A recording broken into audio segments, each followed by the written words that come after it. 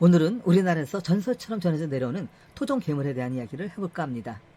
우리나라에서 오래전부터 출몰한다는 한국 토종의 괴물이 있다고 하는데 바로 장산범이 그 주인공입니다. 영화로도 만들어져서 큰 화제를 불러오기도 했던 한국산 토종 괴 생명체입니다.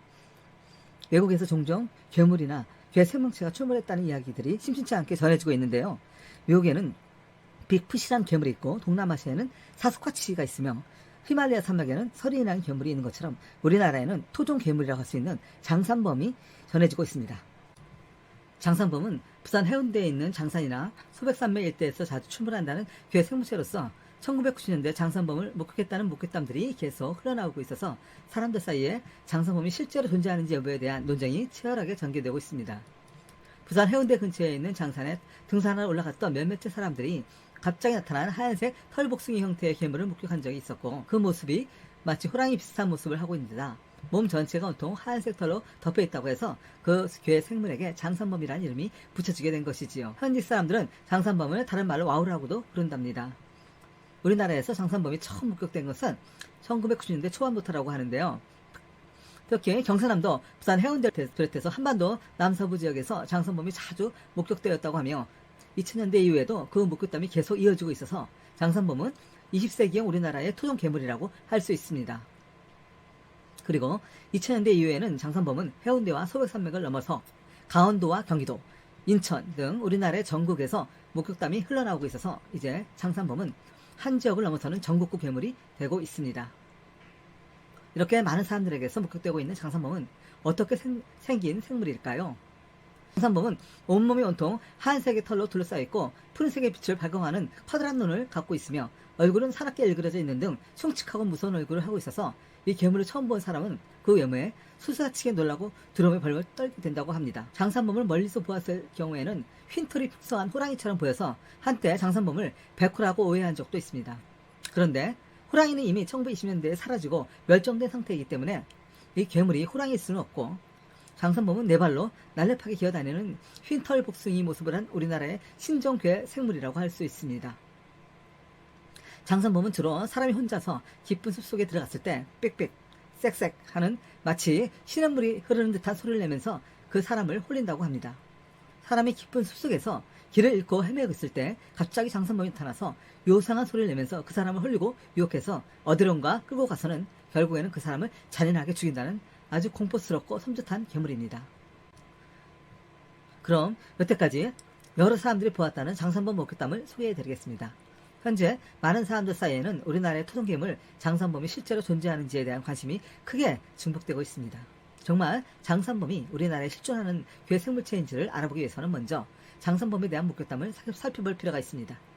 부산의 해운대구에는 장산이라는 산이 있는데 이 장산에서 장산범이 자주 목격된다고 합니다. 장산범이 처음 목격된 것도 바로 이 장산이며, 이 장산에서 목격된 생물체는 하얀 털이 수북하게 덮여있고 마치 범처럼 생겼다고 해서 장산범이라는 이름이 붙여지게 된 것이지요. 박 씨는 1990년도에 부산의 해운대구에서 살고 있었는데 그의 집 바로 뒤쪽에 장산이 있었어요. 박 씨는 아버지와 자주 등산을 즐기곤 했었는데 하루는 박 씨는 아버지와 함께 장산에 올라갔다고 합니다. 박 씨는 아버지와 함께 장산의 중턱까지 올라가고 있었는데 그때 뭔가 뒤에서 갑자기 박 씨를 툭 치고 앞으로 달려가는 물체가 있었다고 합니다. 뒤쪽에서 하얀색의 털을 뒤집어 쓰는 어떤 존재가 박 씨를 밀치고 앞쪽으로 뛰쳐나갔는데 그 생물체는 엄청 빠르게 산봉우리까지 순식간에 올라갔다고 합니다. 그래서 박 씨가 그 존재를 자세히 살펴보았는데 그 존재는 결코 사람은 아니었다고 합니다. 그 존재는 하얀색의 두터운 털을 뒤집어 쓴 털복숭이 괴 생물이었습니다. 그 하얀색의 털 복숭이 괴물은 박 씨를 지나쳐서 엄청나게 빠른 속도로 순식간에 산 꼭대기까지 올라갔고 그 산 꼭대기에 있는 바위에 걸터 앉아서 산을 오르고 있는 박 씨를 내려다보기까지 했다고 합니다. 박 씨는 그 장산범이 회개하고 무섭게 생긴 모습을 보고 소름이 오싹 끼칠 정도로의 큰 공포감을 느꼈다고 합니다. 그 하얀 털의 괴물은 산 꼭대기에서 또다시 재빠르게 산 아래쪽으로 내려갔고 산을 오르는 박 씨를 또다시 툭 밀치면서 쏜살같이 산 아래로 내려갔다고 합니다. 이처럼 박 씨는 장산에서 2번씩이나 장산범을 목격하고는 너무나 무서워서 다시는 장산에 절대 올라가지 않았다고 합니다. 그리고 장산에서 두 번째의 장산범 목격담이 전해지고 있는데요. 1992년도에 등산객 일행 4명이 함께 장산을 등반한 적이 있었습니다. 그 일행이 장산의 깊은 숲속에 이르렀을 때 갑자기 이 밑에 길이에 백호랑이 2마리를 목격하게 되었습니다. 너무도 놀란 그 일행은 곧바로 경찰에 신고를 했고 10여 명의 무장경찰이 출동해서 그 장산을 샅샅이 수색했다고 합니다. 경찰이 오랫동안 장산 숲속을 수색한 결과 하얀색의 털 뭉치와 동물의 뼈 그리고 10m 크기의 호랑이 발자국을 발견했지만 백호랑이는 발견하지는 못했다고 합니다. 4명의 사람들이 동시에 목격한 이 괴 생물체에 대한 목격담은 실제로 1992년도에 신문에까지 기사화되었다고 합니다. 나중에 알고 보니 이 당시 4명의 등산객이 목격했던 그 괴 생물체는 백호랑이가 아니라 바로 하얀 털로 뒤덮인 장산범이었습니다. 그 후에도 장산에 올라갔던 많은 사람들에 의해서 계속해서 장산범이 목격되었다고 합니다. 그리고 장산범은 1990년대 중반까지 장산에서 계속해서 목격되었고 경상남도와 경상북도 일대에서도 계속 목격되었다고 합니다.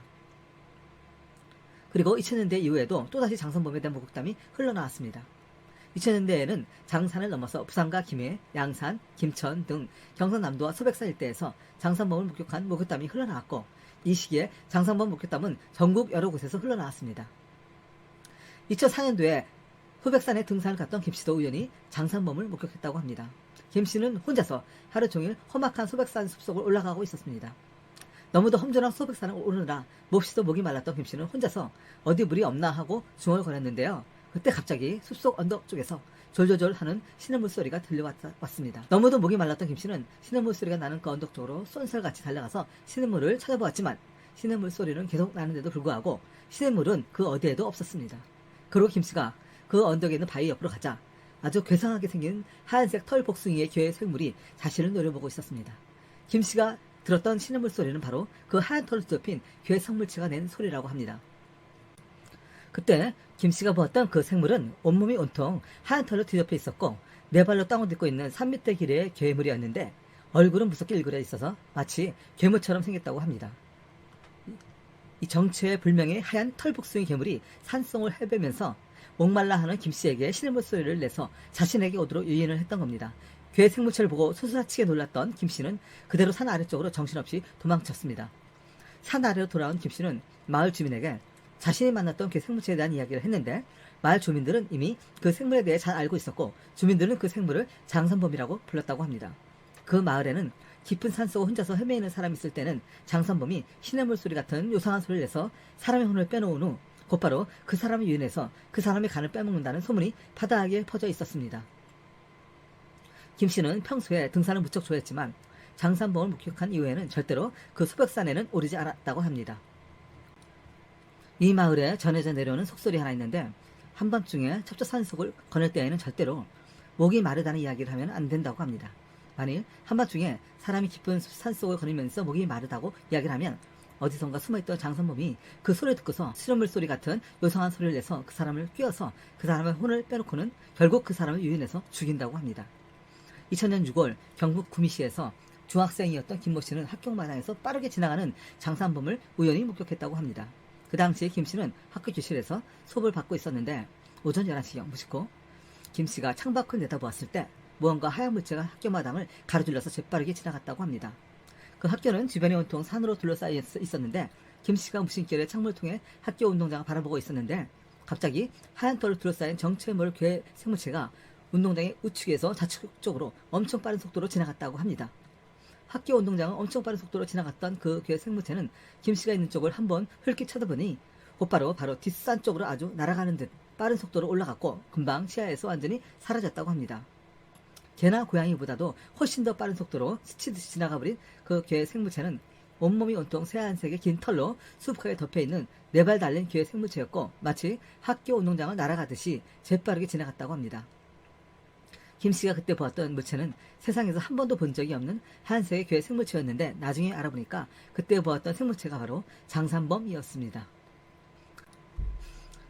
장산범 목격담은 90년대에는 부산의 장산에서 주로 목격되다가 2000년대부터 최근까지는 경상남도와 경상북도를 넘어서 전라도 지역과 인천과 경기도 지역 등 우리나라의 여러 지역에서 장산범을 보았다는 목격담이 계속 퍼져나오고 있습니다. 그럼 많은 사람들이 보았다고 하는 하얀 털 복숭이 괴 생물체의 장산범의 정체는 무엇일까요? 지금까지 전국적으로 퍼져나온 장산범 목격담은 50건이 넘을 정도로 많이 존재하고 있지요. 장산범을 목격했다고 하는 사람들의 경험담을 들어보면 장산범은 하얀색의 긴 털로 수북히 둘러싸인 4발 달린 괴 생물체라고 하며 그들의 목욕담이 매우 구체적이고 디테일해서 그들이 단지 헛것을 보았다고 생각되지는 않습니다. 50명 이상의 많은 사람들이 장산봉을 목격했다고 하는데 그들 모두가 헛것을 볼 수는 없는 일이지요. 그 목격자들은 분명 하얀 털로 둘러싸인 무언가 괴이한 생물을 본 것은 분명히 보입니다. 그리고 그들이 목격한 생물은 여태까지 우리가 알고 있는 동물과는 전혀 다른 제3의 생물체, 즉 미확인 생물체가 분명히 보입니다. 장산범의 정체를 정확히 판단하기 위해서는 먼저 사람들이 보았다는 장산범의 특징을 디테일하게 분석해 보아야 합니다. 장산범을 목격한 목격자들의 공통점을 살펴보면 다음과 같습니다. 첫째, 온몸이 온통 하얀 털로 둘러싸인 털 복숭이 생물이라는 점. 둘째, 호랑이나 개보다도 훨씬 더 날렵한 괴 생물체가 엄청 빠르게 지나갔다는 점. 셋째, 길이가 2에서 3m 되는 하얀 털을 가진 4발 달린 생물이 숲속에서 날렵하게 나는 듯이 기어다녔다는 점. 넷째, 얼굴이 흉악하게 일그러지고 무섭게 생겼다는 점. 다섯 번째, 마치 사람을 홀리는 것처럼 쇳쇳, 삑삑 하는 요상한 소리를 낸다는 점.